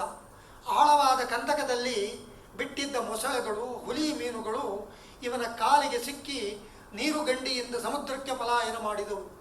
ಕಂದಕದಿಂದ ಹರಿಯುವ ನೀರು ಇವನ ಮಂಡಿಯುದ್ಧ ಮಟ್ಟಕ್ಕೆ ಮಾತ್ರ ತಾಗುತ್ತಿತ್ತು. ಕಪಿಗಳು ಕುಂಭಕರ್ಣನಿಗೆ ಹೆದರಿ ಯುದ್ಧದಾಸ ಬಿಟ್ಟು ಕೈಲಿದ್ದ ಬಂಡೆಗಳನ್ನು ಅಲ್ಲಲ್ಲೇ ಚೆಲ್ಲಿ ಅವುಗಳನ್ನೇ ಎಡುವುತ್ತಾ ಪಲಾಯನ ಮಾಡಿದವು. ಅಲ್ಲಲ್ಲೇ ಬಿದ್ದಿದ್ದ ಬಂಡೆಗಳು, ಮರಗಳು, ಮೊಗ್ಗರ ಹಲಗೆಗಳು, ಬಲವಾದ ಕೋಲುಗಳು, ಒನಕೆಗಳು ಮುಂತಾದವನ್ನೇ ಎತ್ತಿಕೊಂಡು ಕುಂಭಕರ್ಣ ವಾನರ ಸೈನ್ಯವನ್ನು ಸದೆಬಡಿದು ಹಸಿವು ತಾಳಲಾರದೆ ವಾನರರನ್ನು ತನ್ನದೇ ಪಕ್ಷದ ರಾಕ್ಷಸರನ್ನು ಹಿಡಿದು ತಿನ್ನಲಾರಂಭಿಸಿದ. ರಾಮನು ಇವನೊಡನೆ ಬಹಳ ಹೊತ್ತು ಸೆಣಸಿ ಬಾಣದಿಂದ ಇವನ 2 ತೋಳುಗಳನ್ನು ಕಡಿದು ಹಾಕಿದ. ಕಡಿದು ಬಿದ್ದ ತೋಳೊಂದು ಸುವೇಲಾಚಲದಿಂದ ಹರಿದು ಬರುವ ನದಿಗೆ ಅಡ್ಡಲಾಗಿ ಅಣೆಕಟ್ಟಿನಂತೆ ಬಿದ್ದಿತು.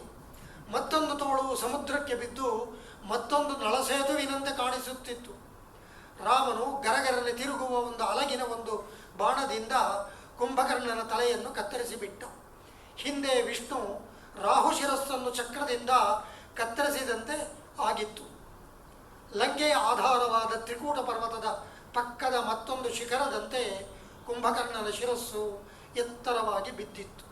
ಕುಂಭಕರ್ಣ ಸತ್ತ ಎಂಬ ಸಮಾಚಾರ ಕೇಳಿ ರಾವಣನಿಗೆ ರೋಷ ಉಕ್ಕಿತು. ಅರಮನೆಯ ಕಂಬಗಳಿಗೆ ಎದೆ ಹೊಡೆದುಕೊಂಡ. ಈ ಸಮಯದಲ್ಲಿ ಮಗನಾದ ಇಂದ್ರಜಿತ್ತು ಬಂದು ತಂದೆಗೆ ನಮಿಸಿ ತನ್ನ ಮತ್ತು ತಂದೆಯ ಪರಾಕ್ರಮವನ್ನು ಬಣ್ಣಿಸಿ ಮನುಷ್ಯ ಮಾತ್ರದ ರಾಮನಿಂದ ಏನಾದೀತು ಎನ್ನುತ್ತಾನೆ.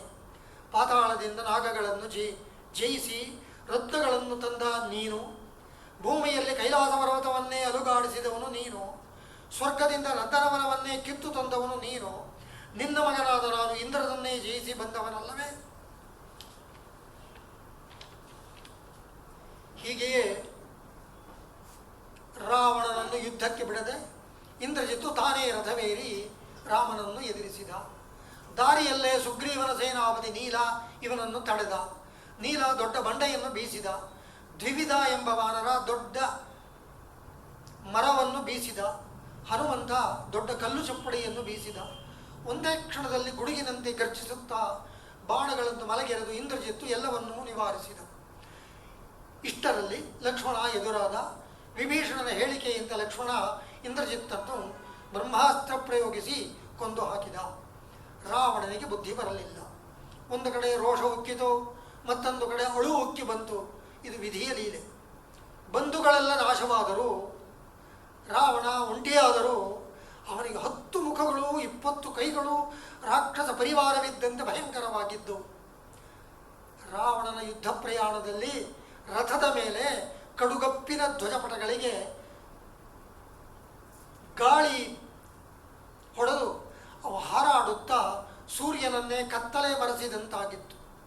ಮುದಿಯಾಗಿ ಕಂದು ಕೆಂಪು ಬಣ್ಣದ ಚುಕ್ಕಿಗಳನ್ನು ಮೈಯಲ್ಲಿ ಪಡೆದ ಐರಾವತದ ಅದೇ ಬಣ್ಣದ ಮದಜಲದಿಂದ ನೆನೆದಿದ್ದಂತಹ ಹೆಗಲಿನ ಕೆಂಗೂದಲಿನ ಜೊಂಪೆಗಳನ್ನು ಪಡೆದಿರುವ ಕುದುರೆಗಳು, ರಥದ ಕುದುರೆಗಳು ಕೆಳಗೆ ಹೊಳೆಯುತ್ತಿದ್ದವು.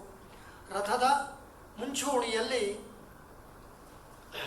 ರಾಕ್ಷಸರ ಧ್ವಜ, ಮೇಲೆ ಕಪ್ಪು ಪಟ್ಟೆ, ಕೆಳಗೆ ಕೆಂಪು ಪಟ್ಟೆಗಳು, ಇಷ್ಟವಾದ ಚಿಹ್ನೆಗಳು ಎಲ್ಲರಿಗೂ ಕಾಣಿಸುತ್ತಿದ್ದವು.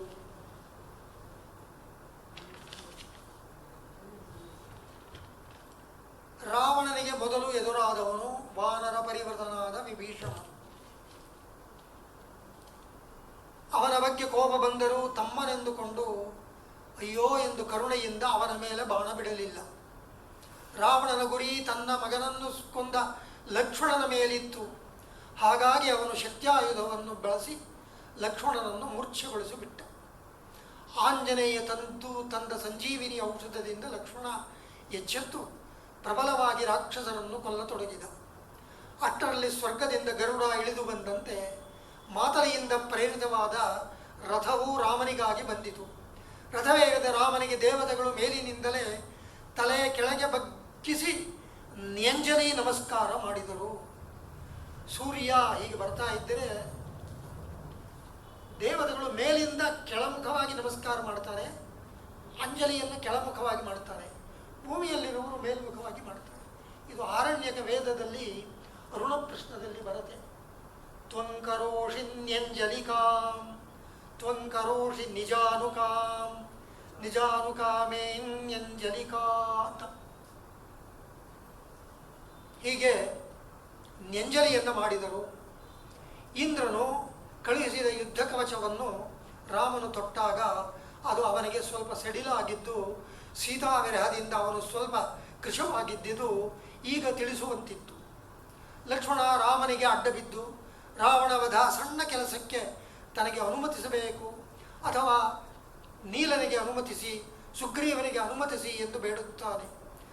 ರಾಮನು, ನಿಮ್ಮ ಪಾಲಿನ ಕೆಲಸ ನೀವು ಮಾಡಿರುವಿರಿ. ಸಿಂಹದ ಎದುರಿಗೆ ಸಿಕ್ಕಿದ ಕಾಡಾನೆಯನ್ನು ಸಿಂಹ ಬೇರೆಯವರಿಗೆ ಬಿಟ್ಟುಕೊಡುವುದೇ ಎನ್ನುತ್ತಾನೆ. ಇವರು ಹೀಗೆ ಮಾತನಾಡುವಷ್ಟರಲ್ಲಿಯೇ ರಾವಣ ಇವರೆಲ್ಲರ ಮೇಲೆ ಬಾಣಗಳನ್ನು ಮಳೆಗರೆಯುತ್ತಾ ಮೇಲೇರಿ ಬಂದ. ರಾವಣ ನೇರವಾಗಿ ರಾಮನ ಎದೆಗೆ ಬಾಣ ಹೊಡೆದಾಗ ರಾಮ ಸ್ವಲ್ಪ ವಿಚಲಿತನಾದ. ಇಬ್ಬರಿಗೂ ಘೋರ ಯುದ್ಧ ಮುಂದುವರೆಯಿತು. ರಾಮನು ರಾವಣನ ನೆತ್ತಿಗೆ ಗುರಿಯಿಟ್ಟು ಬಾಣ ಹೊಡೆದ. ನೆತ್ತಿ ಒಡೆದರೂ ರಾವಣನ ಕೋಪದ ಹುಬ್ಬುಗಂಟು ಮಾತ್ರ ಹಾಗೆಯೇ ಇತ್ತು. ರಾವಣನ ಕಣ್ಣುಗಳು ರಕ್ತ ಕಾರುತ್ತಿದ್ದವು.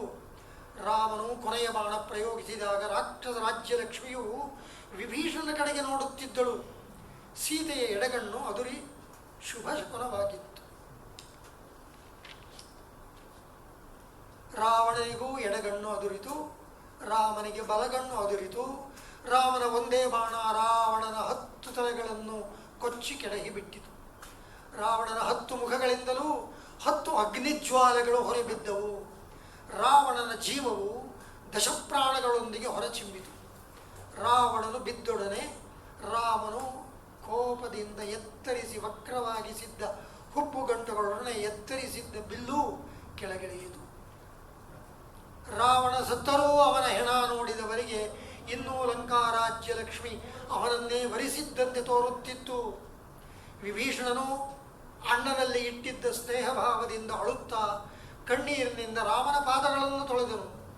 ರಾಮನು ವಿಭೀಷಣನಿಗೆ ಸಮಾಧಾನ ಮಾಡಿ ರಾವಣ ಸಂಸ್ಕಾರಕ್ಕೆ ಸಹಾಯ ಮಾಡಲು ಹನುಮಂತನಿಗೆ ನೇಮಿಸಿದ. ದೇವತಾ ಕಾರ್ಯ ನೆರವೇರಿದಂತಾಯಿತು.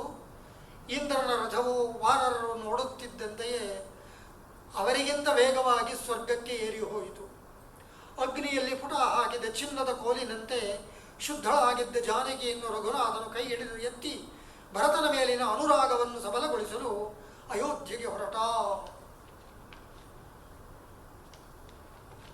ಇಲ್ಲಿಗೆ ಅನುರಾಗಾಂಗವೆನಿಸಿದ ಈ ಕಾವ್ಯವನ್ನು ಮುಗಿಸಲಾಗುತ್ತಿದೆ. ಹೀಗೆ ಇದು ರಾಮಾಭ್ಯುದಯ, ರಾವಣವಧ ಎಂದಷ್ಟೇ ಈ ಕಾವ್ಯದ ಹೆಸರು. ಏಕೆಂದರೆ ಇದು ಕೋಪತಾಪಗಳ ಪರಿಹಾರ. ಇದು ಪರಸ್ಪರ ರಾಜ್ಯಗಳ ಅನುರಾಗಕ್ಕೆ ಮೀಸಲಾದುದು. ಸಮಸ್ತ ಭಾರತದ ಜನರಿಗೂ ಅನುಭವಿಸಲು ಸಂತೋಷಿಸಲು ತಕ್ಕುದಾದುದು. ಇದು ಎಲ್ಲ ಜನರ ಮೌಲ್ಯಾಧಾರಿತವಾದುದು, ದ್ವೇಷರಹಿತವಾದುದು. ಹೀಗೆ 15ನೇ ಆಶ್ವಾಸದ ಕೊನೆಯ 95ನೆಯ ಪದ್ಯದಲ್ಲಿ ಕಾವ್ಯವನ್ನು ಪ್ರವರಸೇನನ ಸ್ನೇಹಕ್ಕಾಗಿ ಕಾಳಿದಾಸ ಮುಗಿಸಿದ್ದಾನೆ.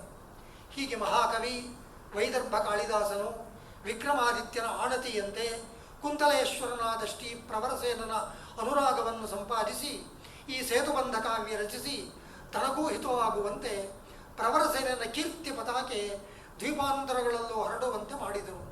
ಕೀರ್ತಿ ಪ್ರವರಸೇನಸ್ಯ ಪ್ರಯಾತ ಕುಮುದೋಜ್ವಲ ಸಾಗರಸ್ಯ ಪರಂಪಾರಂ ಕಪಿಸೇನೇವ ಸೇತುಮ ಎಂಬ ಬಾಣಭಟ್ಟನ ಹರ್ಷಚರಿತದ ನುಡಿ ಸಾರ್ಥಕ. ಕುಮುದ ಎಂಬ ವಾನರ ಕಪಿಸೇನೆಯಲ್ಲಿ ಮುಖ್ಯ ವಾನರ ಗಣನಾಯಕ. ವಿಷ್ಣುವಿನ 8 ಗಣನಾಯಕರಲ್ಲೂ ಕುಮುದಾಕ್ಷರಲ್ಲಿ ಕುಮುದ ಪ್ರಥಮ. ಕುಮುದ ಎಂದು ಪದ ಬಿಡಿಸಿದರೆ ಬಾಣಕವಿಯ ಶ್ಲೇಷ ಪ್ರಪಂಚದಂತೆ ಕು ಎಂದರೆ ಭೂಮಿ, ಮುತ್ ಎಂದರೆ ಸಂತೋಷ. ಭೂಮಿಗೆ ಉಂಟಾದ ಸಂತೋಷದಿಂದ ಈ ಸೇತುಬಂಧ ಕಾವ್ಯ ಉಜ್ವಲವಾಗಿದೆ ಎಂದು ಭಾವ. ಇತಿ ಶ್ರೀರಾಮನಾಮ್ನಾತು ನಾಗರಾಜ ಕುತೂಹಲಾತ್ ಸೇತುಬಂಧಸ್ಯ ಕರ್ನಾಟ ಪಟವಾಸಃ ವಿನಿರ್ಮಿತಃ 21/5/2018 ಪ್ರಾತಃ ಸಂಗಮ ಸಮಯ. ಶ್ರೀ ಸಮಸ್ತ ಜನರಿಗೂ ನನ್ನ ದೊಡ್ಡ ನಮಸ್ಕಾರ. ಸುದೀರ್ಘವಾದರೂ ತುಂಬ ಸಮೀಚೀನವಾಗಿ ಸೇತುಬಂಧ ಮಹಾಕಾವ್ಯವನ್ನು ಪರಿಚಯ ಮಾಡಿಕೊಟ್ಟಂತಹ ವಿದ್ವಾನ್ ಆರಯ್ಯರ್ ಶ್ರೀರಾಮ ಶರ್ಮ ಅವರಿಗೆ ನಮ್ಮ ಅನಂತಾನಂತ ವಂದನೆಗಳು.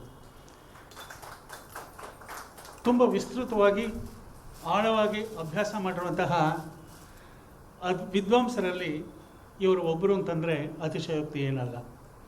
ಪ್ರಾಕೃತ ಬಹಳ ಕೆಲವೇ ಜನ ಪರಿಣತಿಯನ್ನು ಅದರಲ್ಲಿ ಹೊಂದಿರೋರಿದ್ದಾರೆ. ಅವರಲ್ಲಿ ಪ್ರಮುಖರು ನಮ್ಮ ಆರಯ್ಯರ್ ಅವರು. ನಿಜಕ್ಕೂ ಕೂಡ ತುಂಬ ಚೆನ್ನಾಗಿ ಆ ಗ್ರಂಥವನ್ನು ನಮಗೆ ಮನದಟ್ಟು ಮಾಡಿಕೊಟ್ಟಿದ್ದಾರೆ. ನಿಜಕ್ಕೂ ಕೂಡ ನಮಗೆ ತುಂಬ ಸಂತೋಷವಾಗುವ ಸಂಗತಿ ಅಂತಂದರೆ ಅವರು ತಮ್ಮ ಲೇಖನವನ್ನು ಕೂಡ ಈಗಾಗಲೇ ಕೊಟ್ಟಿದ್ದಾರೆ. ಖಂಡಿತವಾಗಿಯೂ ಉಳಿದವರು ಇದನ್ನು ಹೀಗೆ ಆದಷ್ಟು ಬೇಗ ಕೊಟ್ಟಲ್ಲಿ ಇದನ್ನು ನಾವು ಪ್ರಕಟಪಡಿಸೋದಕ್ಕೂ ಕೂಡ ಸಾಧ್ಯವಾಗುತ್ತೆ. ಮತ್ತೊಮ್ಮೆ ಅವರಿಗೆ ನಮ್ಮ ಹೃತ್ಪೂರ್ವಕವಾದಂತಹ ಧನ್ಯವಾದಗಳು. ಶ್ರೀಮತಿ ಮೀರಾ ಕಣ್ಣನ್ರವರು ಕೂಡ ಇದನ್ನು ತುಂಬ ಚೆನ್ನಾಗಿ ಹಾಡಿ ತೋರಿಸಿದರು. ಪ್ರಾಕೃತವನ್ನು ಹಾಡೋದು ಕೂಡ ಸ್ವಲ್ಪ ಕಷ್ಟದ ಕೆಲಸ. ತುಂಬ ಸುಲಲಿತವಾಗಿ ಅವರು ಮಾಡಿದರು, ಸುಶ್ರಾವ್ಯವಾಗಿ ಹಾಡಿದರು. ಅರ್ಥವನ್ನು ಎಲ್ಲಿಯೂ ಕೂಡ ಚ್ಯುತಿ ತರದ ಹಾಗೆ ಅವರು ಹಾಡಿದರು. ಅವ್ರಿಗೂ ಕೂಡ ನಿಮ್ಮೆಲ್ಲರ ಪರವಾಗಿ ಹೃತ್ಪೂರ್ವಕವಾದಂತಹ ಧನ್ಯವಾದಗಳನ್ನು ತಿಳಿಸ್ತಿದ್ದೀನಿ. ಸಂಸ್ಥೆಯ ಹಿರಿಯರಾದಂತಹ ಶ್ರೀಯುತ ಡಿ.ಎನ್. ಮುನಿಕೃಷ್ಣರವರು, ಶ್ರೀಯುತ ರಾಮಪ್ರಕಾಶ್ ಅವರು, ಪ್ರೊಫೆಸರ್ ಮಲ್ಲೇಪುರಂ ವೆಂಕಟೇಶ್ ಅವರು, ಪ್ರೊಫೆಸರ್ ಕೆ.ಎಸ್. ಕಣ್ಣನ್ ಅವರು, ಟಿ.ಎಸ್. ವೇಣುಗೋಪಾಲ್ ಅವರು ಎಲ್ಲರೂ ಕೂಡ ಈ ಸಮಾರಂಭಕ್ಕೆ ಬಂದು ತಮ್ಮ ಸಹಾಯವನ್ನು ಸಹಕಾರವನ್ನು ಕೊಟ್ಟಿದ್ದಾರೆ. ಅವರೆಲ್ಲರಿಗೂ ಕೂಡ ನಮ್ಮ ಧನ್ಯವಾದಗಳು. ಇವತ್ತಿನ ಒಬ್ಬ ವಿಶೇಷ ಆಹ್ವಾನಿತರು ಅಂತಂದರೆ ನಮ್ಮ ಡಾಕ್ಟರ್ ಎಚ್.ಎನ್. ಮಹಾಬಲ ಅವರು ಬಂದಿದ್ದು ತುಂಬ ಖುಷಿಯನ್ನು ಕೊಡ್ತು. ಇಂಡಿಯನ್ ಇನ್ಸ್ಟಿಟ್ಯೂಟ್ ಆಫ್ ಟೆಕ್ನಾಲಜಿ ಮದ್ರಾಸ್ನ ನಿರ್ದೇಶಕರಾಗಿದ್ದ ಡಾಕ್ಟರ್ ಎಚ್.ಎನ್. ಮಹಾಬಲರವರು ತುಂಬ ಆತ್ಮೀಯರು, ಈ ಸಮಾರಂಭಗಳಿಗೆ ಬರ್ತಾನೆ ಇರ್ತಾರೆ. ಅವರು ಬಂದಿಲ್ಲಿ ಇದ್ದಿದ್ದು ತುಂಬ ಸಂತೋಷದ ಸಂಗತಿ. ಹಾಗೆ ನಮ್ಮ ಕೋಟೇಶ್ವರ್ ಸೂರ್ಯನಾರಾಯಣರವರು ಕೂಡ ಇಲ್ಲಿ ಬಂದಿದ್ದರು.